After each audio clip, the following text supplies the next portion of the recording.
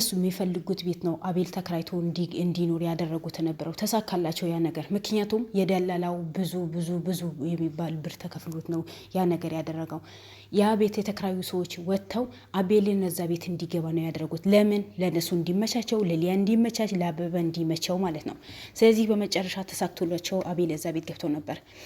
እንደገባ ዘበኛው አንተ ቤት ይሁን፣ በጣም ጥሩ ዘበኛ ነው፣ የታወቀ ዘበኛ ነው፣ እዚህ ቤት ብዙ አመት የሰራ ነው፣ ሰዎቹ ሲወጡ ነው እኛ ዘበኛ አንፈልግም ያሉ፣ ስለዚህ ሌላ ቤት ከሚሄድ ያወቀው ቤት ስለሆነ አንተ ጋር ይስራ ነው ያሉ ተነበረው። ግን ይሄ በሙሉ ከእውነት የራቀው ውሸት ነበር። ሆነ ብሎ አቤልን ለማጥበድ ለእነሱ እንዲመቻቸው አቤል ላይ ድራማ ሊሰራ ስለፈለጉ ነው አበበን እዛ ቤት ያስገቡት ተነበረው። አበበን ዋስ የሆኑ ሰዎችን ወይስ አበበ ተያዥ የሆኑ ሰዎች ማን ናቸው ሲባል ጊዜ እዛ ሰፈር ያሉት ናቸው ብሎ ተናግሮ ነበር። ዛሬ አቤል በቀጥታ እዛ ሂደዋል። እነዛ ሰዎችም አገኛቸው፣ ተናገሩ። መጀመሪያ አናቀውም እኛ አበበ የሚባል ማጥቀጠርንም አንተ ቤት ሲሰራ ነው የምናየው፣ ጎረቤታችን ስለሆነ ነው ያሉ ተነበረው። እሺ ከኔ አከራዬ ምን ግንኙነት አላችሁ ሲባል በምንም ነገር ጎረቤት ነው፣ በጎረቤት ነው፣ በጉርብት ነው እንጂ ሌላኛ ምንም የምናውቀው ነገር የለም አሉ። እሺ አበበን እንዴት በምንም ነገር አላውቅም ነው ያለችው ሴትዋ። ግን ይሄ በሙሉ የሚያደርገው ባልዋ ነበር። ይሄ ወንጀል በሚሰራው ባልዋ ነበር። ባልዋ በመጨረሻ ሚስጥር ዘርግፏል።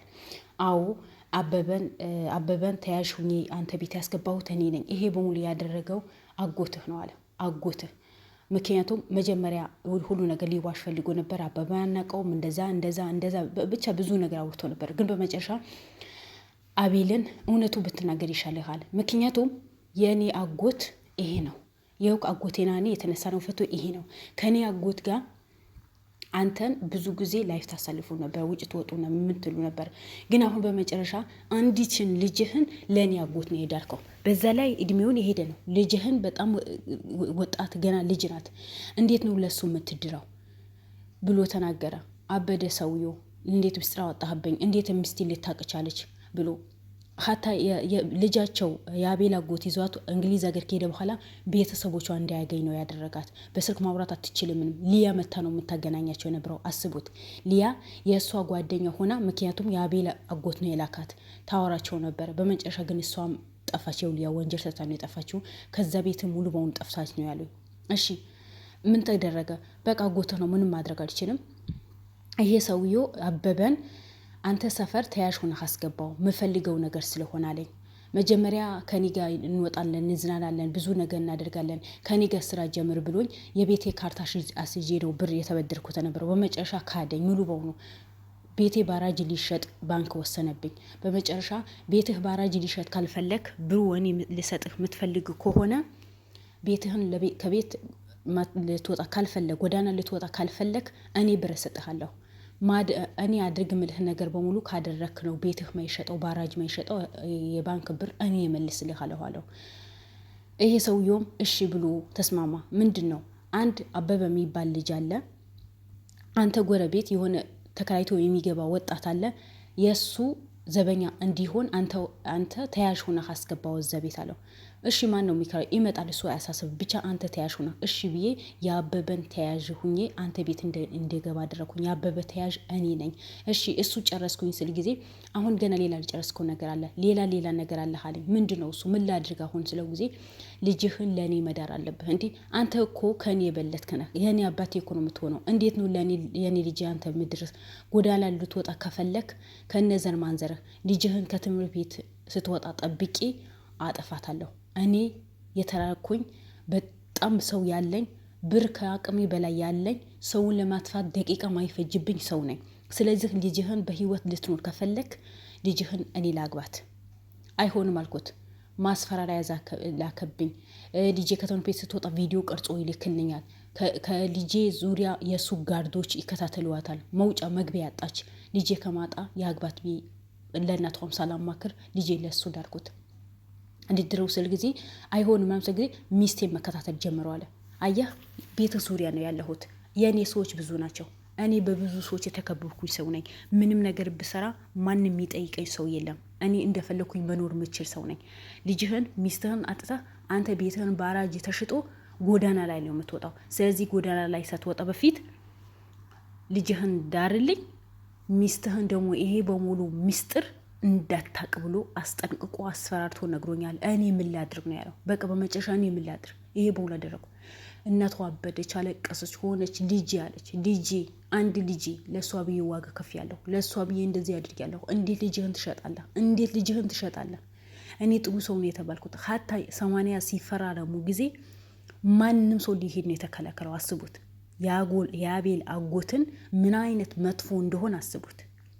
ማንም ሰው እዛ እንዳይሄድ፣ ማንም ሰው ይሄ ነገር እንዳይከተል 80 ስትፈራረም እሱና እሱ ብቻ፣ አንድ ሊያ ብቻ እንጂ ማንም ሰው ሊሄድ ተከለከለ። ለምን? በቃ አይሆንም ተባልና አለች። ልጄ በቁሟን የበላኋት ነው ያለችው። የገዛ ልጃቸውን አስገድዶ ወሰዳት፣ አስገድዶ። ከዛ መጀመሪያ በቪዲዮ በምን አወራት ነበረ። በመጨረሻ ቪዲዮን እንዳታወራ ተከለከለች አለች። ያችን ጓደኛው ጠፋች። ጓደኛ የምትባለዋ ሊያ ናት።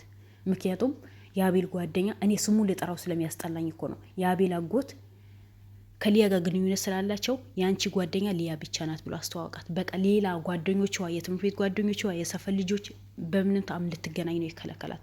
አሁን ጭራሽ ብሎ ከቤተሰቦቿ እንዳትገናኝ፣ ከቤተሰቦቿ በስልክም ሆነ በምንም ነገር እንዳታወራ፣ ሶሻል ሚዲያ እንዳትጠቀም ነው ያደረጋት። አስቡት የአቤል አጎት ምን አይነት ጨካኝ እንደሆነ፣ ምን አይነት ራስ ወዳጅ እንደሆነ። ለእኔ ብቻ ሁሉ ነገር እኔ ብቻ፣ እኔ ይመቸኝ። አሁን እቺ ልጅ ሳትፈልግ በግዷ ነው እንድታገባ ያደረገችው። አባቷም ሳይወድ በግዱ ልጁ እንዲደር ነው የተደረገው። አያሳዝንም? አያሳዝንም? በዚህ ልክ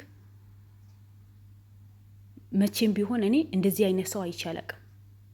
አሁን ይሄ ጉድ በሙሉ የአቤልና ስሳማ ምንድን ነው የምትለው?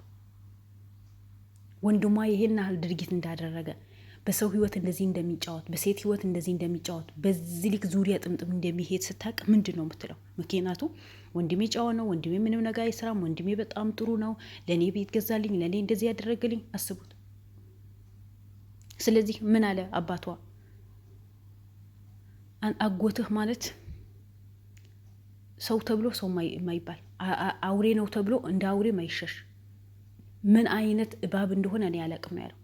ለሁሉም ነገር በጣም አስጸያፊ የሆነ ሰው ነው አለ። ለሁሉም ነገር ሰው እንኳን ቢሆን ነገር እኮ ሰው መሆኑ ታውቃለህ።